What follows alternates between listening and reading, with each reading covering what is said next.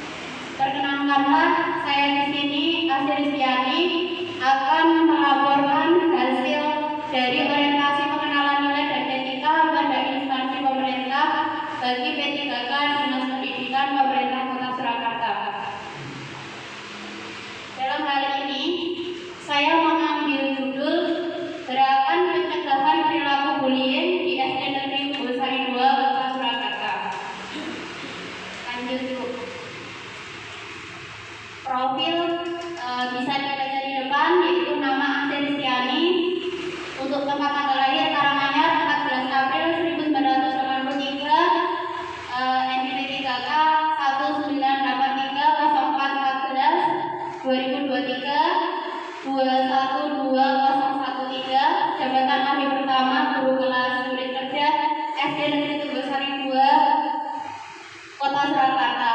Untuk hidup selalu berbuat baik karena kesempatan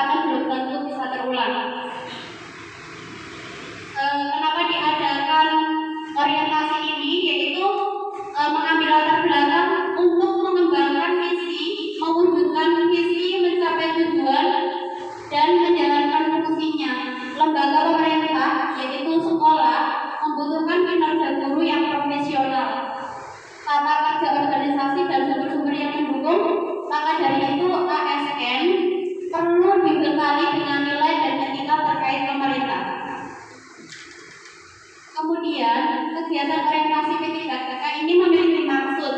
Yang pertama, peserta mampu memahami program orientasi serta mengenal nilai dan etika instansi pemerintah dalam mendukung pelaksanaan tugas jabatan dan mendukung pencapaian visi-misi organisasi. Yang kedua, peserta mampu mengaktualisasikan nilai-nilai dasar ASN yang berakhlak.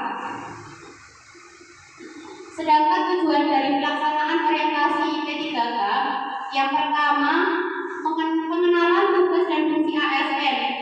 Kemudian yang kedua, pengenalan nilai dan etika pada instansi pemerintah. Yang ketiga, pemahaman dan penyediaan informasi kepada pegawai pemerintah dengan perjanjian kerja yang baru diangkat. Yang keempat, diharapkan mampu mengaktualisasikan nilai-nilai dasar ASN berakhlak. Kemudian untuk waktunya, kebetulan saya di sini yaitu di tahap 1, kan dibagi menjadi 3 tahap. Saya tahap 1 yaitu dimulai dari tanggal 9 September dan berakhir di hari ini yaitu 30 September 2024. Kemudian untuk tepatnya yaitu di unit kerja masing-masing, dan kebetulan unit kerja saya di SD Negeri Tunggul Sari 2 Kota Surakarta. Kemudian untuk visi Kota Surakarta.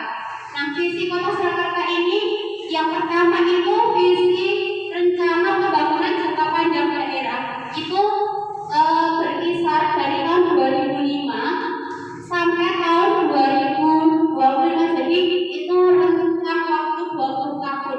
Jadi rencana pembangunan jangka panjang daerah yaitu Surakarta Kota Budaya, Mandiri, Maju dan Sejahtera. Sedangkan untuk visi yang rencana panjang jangka menengah daerah yaitu dalam rentang waktu 2021 sampai tahun 2026, yaitu mewujudkan Surakarta sebagai kota budaya yang modern, tangguh, gesit, kreatif, dan sejahtera. Visi Kota Surakarta, karena di sini banyak bisa dibaca, nanti saya sampaikan 1-3. Yang pertama, meningkatkan kualitas kesehatan masyarakat yang berkelanjutan.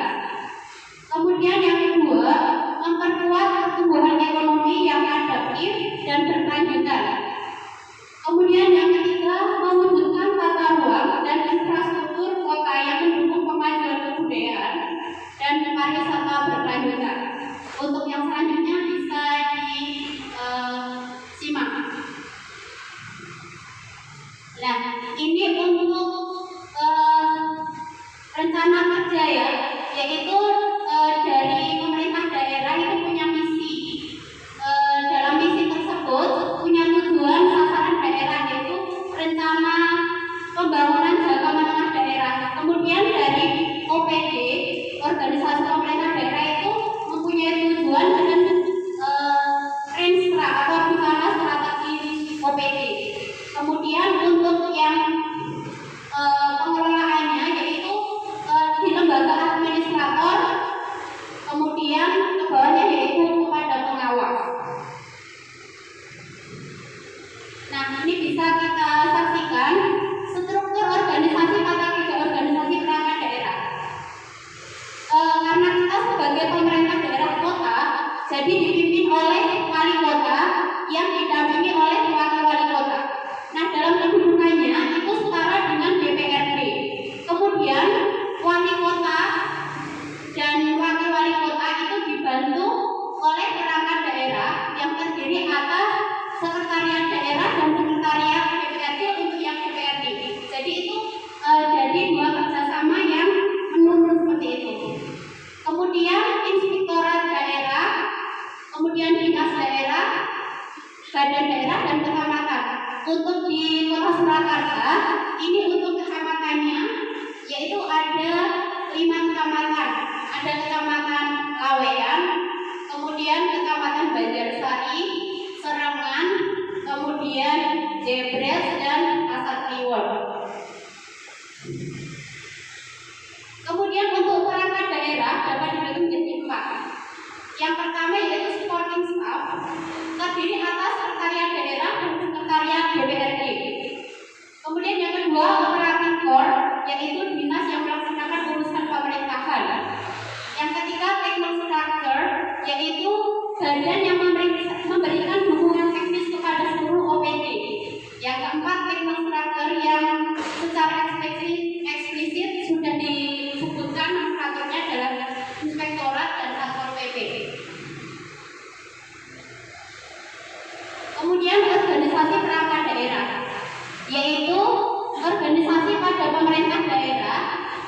tanggung jawab kepada kepala daerah melalui sekretaris daerah.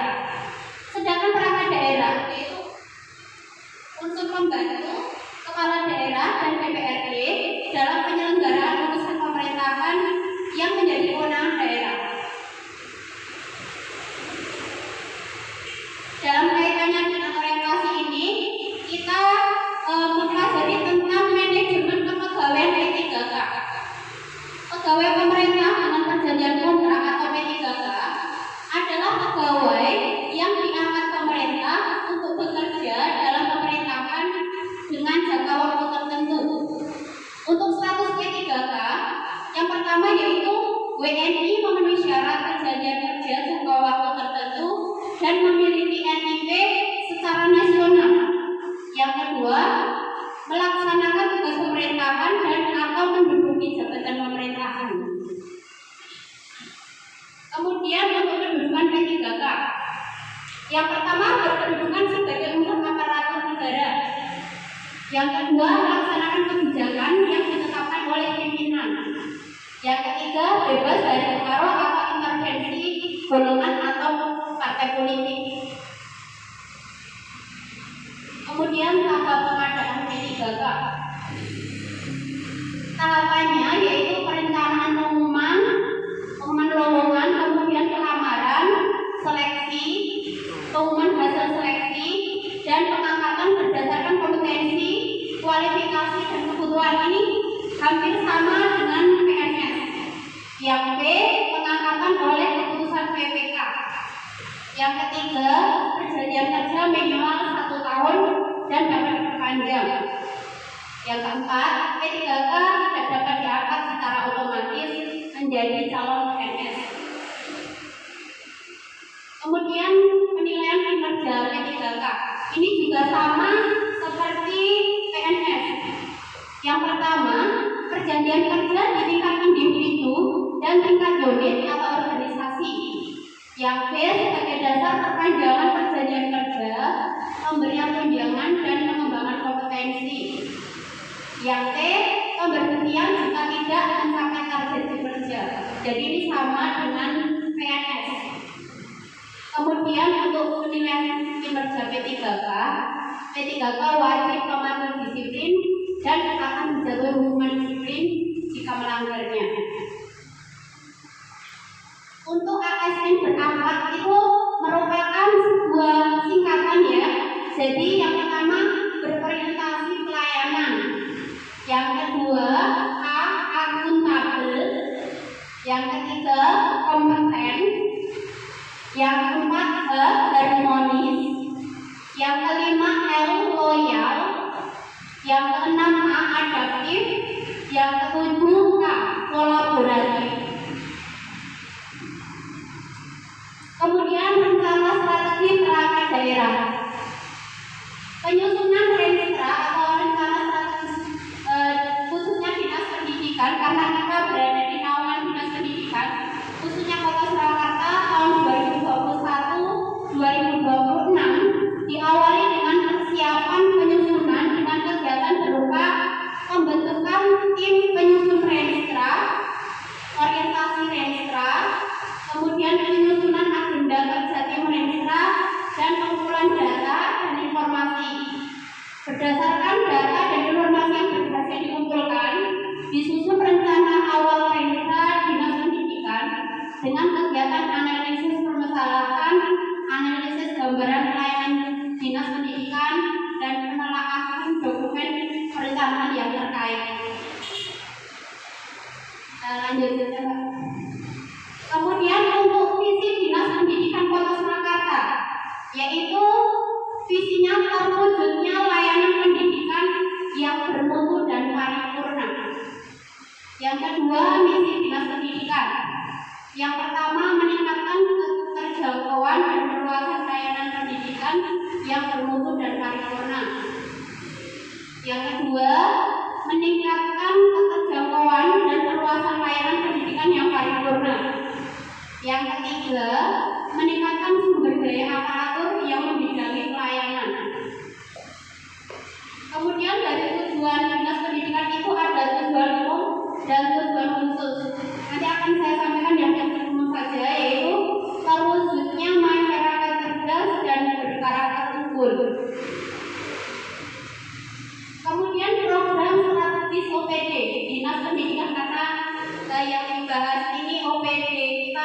bawahnya adalah dinas pendidikan, jadi kita bahas yang dinas pendidikan, yaitu meningkatnya kualitas pengelolaan pendidikan dasar, pendidikan anak usia dini atau PAUD, dan pendidikan non formal atau PNF yang disediakan untuk masyarakat Surakarta. Meningkatnya kualitas dan keefektifitasan perencanaan dan pencapaian kinerja perangkat daerah agar efektif dan efisien. Kemudian itu ada SOTK OPD yang kita bahas ya adalah dinas pendidikan, yaitu susunan organisasi dinas pendidikan. Yang pertama ada kepala dinas, ada sekretariat, ada bidang pendidikan dasar sekolah dasar, ada bidang pendidikan dasar sekolah menengah pertama atau SMP, kemudian bidang pendidikan anak usia dini dan pendidikan non formal, kemudian bidang pengembangan pendidikan, ada UPTD, ada satuan pendidikan, ada kelompok jabatan fungsional. Nah, itu dapat kita lihat untuk struktur organisasinya. Lanjut. Kemudian yang lebih khusus lagi, karena saya kebetulan diamanahi di unit kerja SDN Tunggulsari 2, jadi kita membahas ke SDN Tunggulsari 2. Satuan unit kerja SD Negeri Tunggulsari 2 Kota Surakarta. Visinya terwujudnya warga sekolah yang bertakwa kepada Tuhan Yang Maha Esa, berakhlak mulia, berkarakter, terampil, berprestasi, berkebinekaan global dan berwawasan lingkungan. Kemudian untuk misi SD Negeri Tunggulsari 2 itu ada sekitar 12 ya. Lanjut. Kemudian untuk kegiatan yang menunjang di SD Tunggulsari 2 itu saya kelompokkan menjadi 3. Yang pertama yaitu kegiatan intrakurikuler, di mana kegiatan intrakurikuler itu adalah kegiatan yang sudah terjadwal untuk KPI setiap harinya. Yang kedua yaitu kegiatan kokurikuler. Di sini dalam kegiatan kokurikuler itu lebih pada proyek pengembangan pelajar Pancasila yaitu P5. Yang ketiga yaitu kegiatan ekstrakurikuler. Di SD Negeri Tunggulsari ada beberapa ekstrakurikuler. Yang pertama yaitu bahasa Inggris. Yang kedua adalah seni tari. Yang ketiga pramuka dan yang keempat ada BTK. Dan di situ ada SOTK SDN Tunggulsari 2 yang mana ada komite sekolah yang kedudukannya sejajar dengan kepala sekolah. Komite sekolah itu membawahi sekretaris dan bendahara, dan kemudian di bawahnya ada bidang-bidang. Ada bidang humas, bidang akademik, bidang sarkas, bidang kegiatan, dan bidang keagamaan. Di sini kedudukan saya di P3K SDN Tunggulsari 2 yaitu sebagai guru. Guru adalah pendidik profesional dengan tugas utama mendidik, mengajar, membimbing, mengarahkan, melatih, menilai dan mengevaluasi peserta didik pada pendidikan anak usia dini, jalur pendidikan formal, pendidikan dasar, dan pendidikan menengah. Nah, kewajiban sebagai guru yang pertama, menciptakan suasana pendidikan yang bermakna, menyenangkan, kreatif, dinamis, dan dialogis. Yang kedua, mempunyai komitmen secara profesional untuk meningkatkan mutu pendidikan. Yang ketiga, memberi teladan dan menjaga nama baik lembaga profesi dan kedudukannya sesuai dengan kepercayaan yang diberikan kepadanya. Berikutnya, mengikuti dan menjadi anggota organisasi profesi sesuai yang tertuang dalam Undang-Undang Nomor 14 Tahun 2005 Pasal 41 ayat 3 tentang guru dan dosen. Yang terakhir, pengembangan kompetensi. Kemudian tugas pokok guru. Yang pertama, merencanakan pembelajaran atau pembimbingan kedua, melaksanakan pembelajaran atau pembimbingan. Yang ketiga, menilai hasil pembelajaran atau pembimbingan. Kemudian berikutnya membimbing dan melatih peserta didik. Yang kelima, melaksanakan tugas tambahan yang melekat pada kegiatan pokok sesuai dengan beban kerja guru. Rincian kegiatan guru kelas. Yang pertama, menyusun kurikulum pembelajaran pada satuan pendidikan. Yang kedua, menyusun silabus pembelajaran. Yang ketiga, menyusun rencana pelaksanaan pembelajaran. Yang keempat, melaksanakan kegiatan pembelajaran. Yang kelima, menyusun alat ukur atau soal sesuai mata pelajaran. Yang keenam, menilai dan mengevaluasi proses dan hasil belajar pada mata pelajaran di kelasnya. Kemudian berikutnya masih kegiatan guru di kelas, yaitu menganalisis hasil penilaian pembelajaran, kemudian melaksanakan pembelajaran atau perbaikan dan pengayaan dengan memanfaatkan hasil penilaian dan evaluasi. Yang kesembilan, melaksanakan bimbingan dan konseling di kelas yang menjadi tanggung jawabnya. Yang kesepuluh, menjadi pengawas, penilaian, dan evaluasi terhadap proses hasil belajar tingkat sekolah dan nasional. Yang berikutnya, membimbing siswa dalam kegiatan ekstrakurikuler proses pembelajaran. Kemudian 4 kompetensi yang harus dimiliki oleh guru. Yang pertama yaitu kompetensi pedagogik. Dalam hal ini menyangkut kemampuan dalam pengelolaan peserta didik. Yang kedua, kompetensi kepribadian, yaitu aspek psikologis kompetensi kepribadian guru yang menunjukkan kemampuan personal yang mencerminkan kepribadiannya. Yang ketiga, kompetensi sosial, yaitu kompetensi yang terkait dengan kemampuan guru sebagai makhluk sosial dalam berinteraksi dengan orang lain. Yang keempat, yaitu kompetensi profesional yang diperoleh melalui pendidikan profesi. Kemudian kompetensi penguasaan materi pembelajaran secara luas dan mendalam yang mencakup penguasaan materi kurikulum, mata pelajaran di sekolah, dan substansi keilmuan yang menaungi materinya, serta penguasaan terhadap struktur dan metodologi keilmuannya. Rencana hasil kerja selama dalam masa orientasi ini, saya mengangkat isu tentang gerakan anti-bullying. Gagasan yang diangkat dengan judul Gerakan Pencegahan Perilaku Bullying di SD Negeri Tunggulsari 2 Kota Surakarta. Pengertian bullying. Bullying itu sebenarnya dari kata banteng ya. Jadi sikap atau perilaku agresi bisa berbentuk kekerasan verbal, fisik, dan psikis. Perilaku agresi tersebut bisa dilakukan secara individu atau kelompok untuk melawan orang lain atau kelompok lain. Bentuk-bentuk perilaku bullying yang terjadi di SD Negeri Tunggulsari 2 Kota Surakarta. Sebenarnya dalam pengelompokan perilaku bullying itu sangat banyak, tetapi di SD Negeri Tunggulsari 2 itu batasannya masih ringan ya. Jadi seperti mengejek teman dengan menyebutkan orang tuanya. Kemudian ketika anak ada yang salah, ada yang menyorak bu, seperti itu sudah termasuk pemberian. Kemudian yang ketiga, berkata kotor untuk meluapkan emosi kepada seorang teman.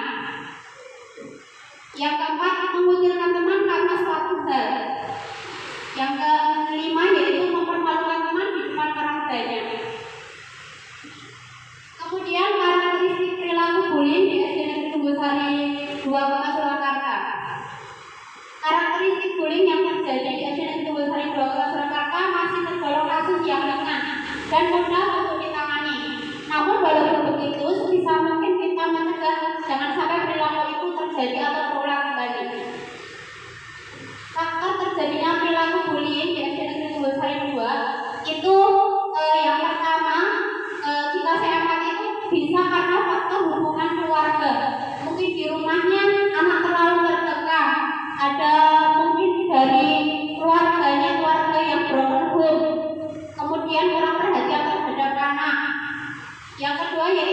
teman sebaya. Ketika anak-anak di sekolah maupun di masyarakat itu teman sebayanya, mohon maaf, perilaku sehari-hari kasar, kemudian tidak mengendalikan tutur katanya, itu bisa menjadi penyebab anak yang tadinya tidak mengenal kata-kata kasar bisa mengenal kata-kata kasar, dan mereka itu selalu ingin mencoba mengikuti sikap yang dilakukan teman sebayanya. Yang ketiga yaitu faktor lingkungan masyarakat. Itu hampir sama dengan teman sebaya, tapi untuk di lingkungan masyarakat ini lebih cenderung ke seperti kenakalan remaja, bergaul dengan anak yang usianya lebih dewasa, seperti itu. Kemudian dampak perilaku bullying di SD Negeri Tunggulsari 2 Kota Surakarta. Yang pertama yaitu dampak bagi korban bullying. Tentu saja dampak bagi si korban yaitu anak menjadi seperti trauma, kemudian merasa rendah diri, merasa tidak dianggap, merasa dikucilkan. Kemudian dampak bagi pelaku bullying. Jika pelaku bullying ini tidak ditangani, mereka merasa bangga, merasa senang bisa mengintimidasi temannya yang selalu terpojokkan.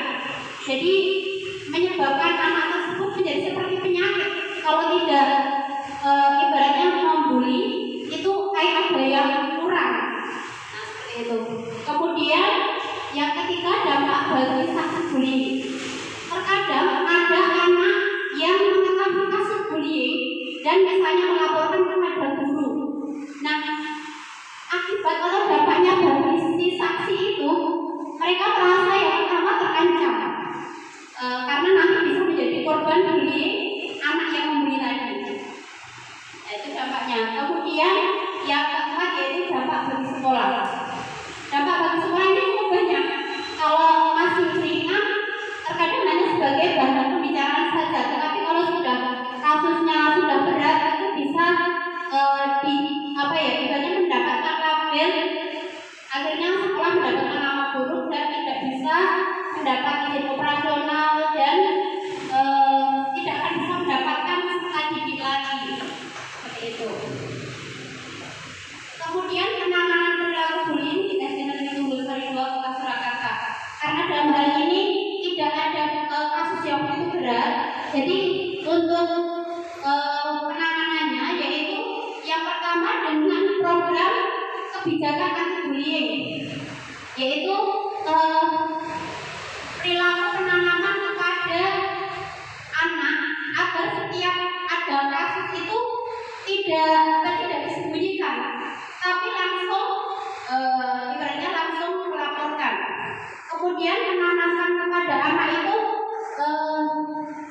seperti menjadi duta anti bullying. Jadi hampir semua anak itu ditanamkan untuk menjadi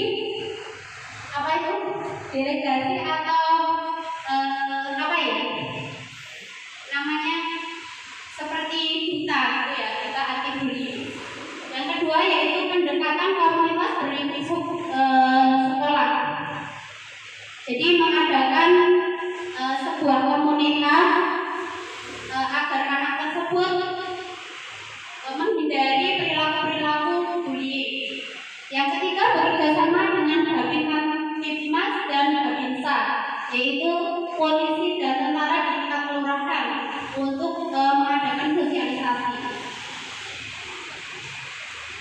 Kemudian untuk rencana kerja P3K, dalam hal ini karena saya di unit kerja ini sudah tahun kedua. Yang tahun pertama yaitu satu, fokus pengenalan karakter peserta didik. Yang kedua, membuat program pembiasaan penanaman karakter pada peserta didik. Yang ketiga, ikut aktif dalam kegiatan KKP dan Kombel. Kemudian untuk momen yang kedua yang mau berjalan ini, yang pertama melaksanakan program pembiasaan penanaman karakter pada peserta didik. Yang kedua, aktif dalam kegiatan KKP. Yang ketiga, mengadakan kegiatan edukatif dengan menjalin kerjasama dengan beberapa lembaga. Ada pantun ya Bapak Ibu, nanti tolong dijawab dengan cakep.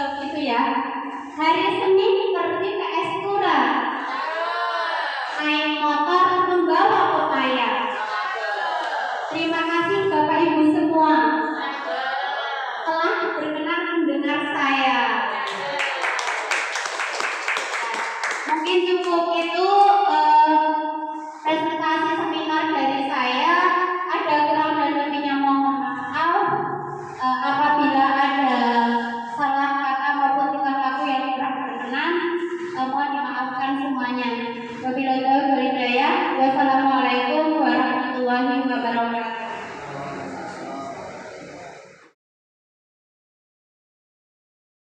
Pak, ada tanya jawab, monggo silakan. Terima kasih atas kesempatannya. Di sini saya ingin bertanya berkaitan dengan tema yang diambil oleh Ibu Asih Kristiani berkaitan tentang gerakan anti bullying. Jadi tadi ada beberapa catatan yang ingin saya tanyakan, yaitu ketika sudah disampaikan seperti itu, apa upaya yang dilakukan oleh Ibu Asih selaku guru kelas untuk meminimalisir terjadinya aksi bullying dari siswa itu sendiri? Terima kasih. Terima kasih Pak Zulfikar atas pertanyaannya. Untuk meminimalisir dari perilaku anak tadi, yang saya lakukan sebagai guru kelas yaitu mengadakan kerjasama. Yang pertama yaitu dengan peserta didik itu sendiri. Jadi anak-anak itu apabila ada perilaku bullying itu sesegera mungkin itu harus dilaporkan kepada Bapak Ibu guru agar secepat mungkin kita bisa menanganinya dan mencari jalan keluarnya. Kemudian yang kedua yaitu dengan mengadakan kerjasama dengan Bapak Ibu guru. Jadi ketika saya tidak bisa menyelesaikan itu sendiri, saya akan berkonsultasi dengan teman sejawat dan mungkin bisa kepada ibu kepala sekolah tentang bagaimana penyelesaian yang terbaik dari kasus tersebut. Yang ketiga yaitu dengan bekerjasama dengan orang tua.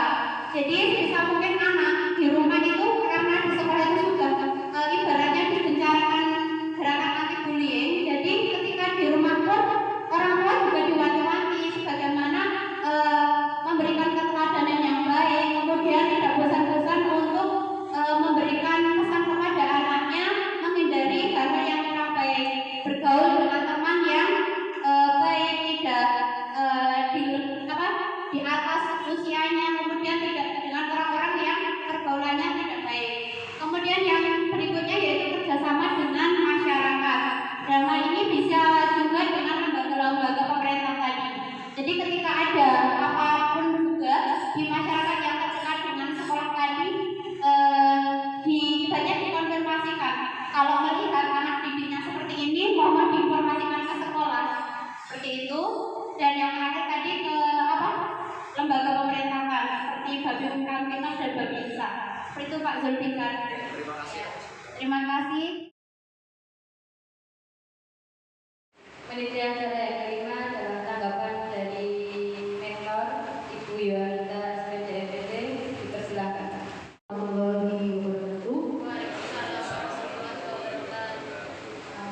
Saya ucapkan selamat kepada Bu Asih yang telah menyelesaikan serangkaian kegiatan MOOC di mana hampir 1 bulan ya, 9 September sampai 30 September pada hari ini diakhiri dengan pemaparan ya, seminar apa yang telah dilakukan.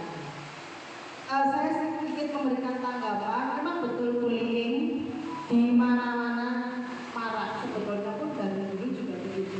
Tapi istilah bullying ini dalam waktu beberapa tahun terakhir muncul di sekolah-sekolah maupun sebetulnya di lingkungan masyarakat tentunya juga ada. Tapi ranahnya di sini karena kita berada di institusi pendidikan, di lembaga pendidikan, Bapak Ibu guru sebagai lapisan pertama, ya lapisan pertama untuk memberikan selalu edukasi dan penanganan apabila terjadi, sebetulnya pencegahannya dulu ya, pencegahannya dulu supaya hal-hal tersebut tidak terjadi. Nah, sedikit tambahan bahwasanya kalau kita mungkin selalu berada dengan anak-anak ya pasti, tapi ada tambahan lain bahwasanya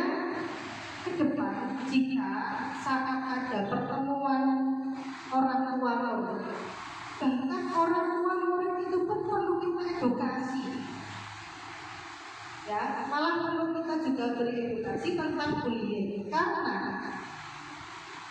banyak yang terjadi bahwa ketika ada anak itu bercerita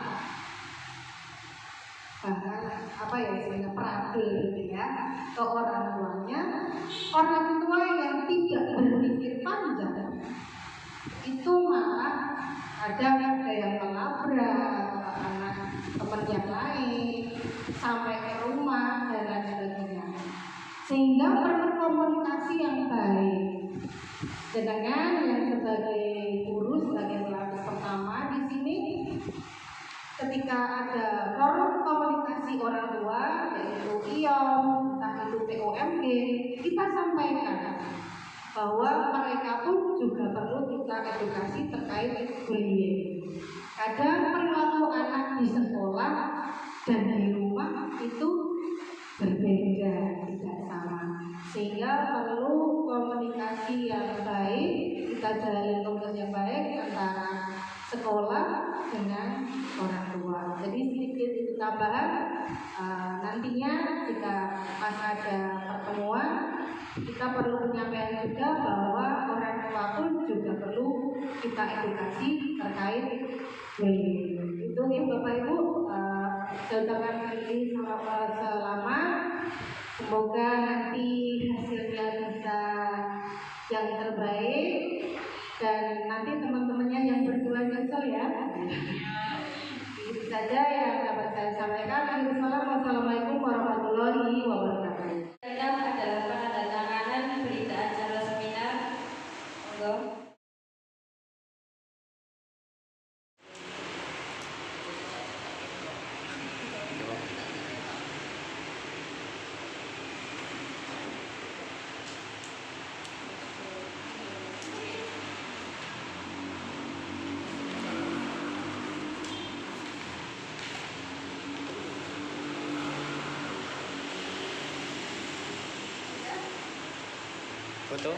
Fotonya? Ya,